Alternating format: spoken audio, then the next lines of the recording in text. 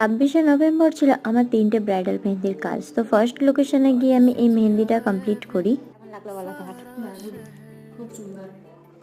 তারপরেই চলে আসি আমি সেকেন্ড লোকেশনে, আর এটা ছিল আমার সেকেন্ড কাজ। আর সেদিনে 3টে কাজই ছিল বরজড়াই।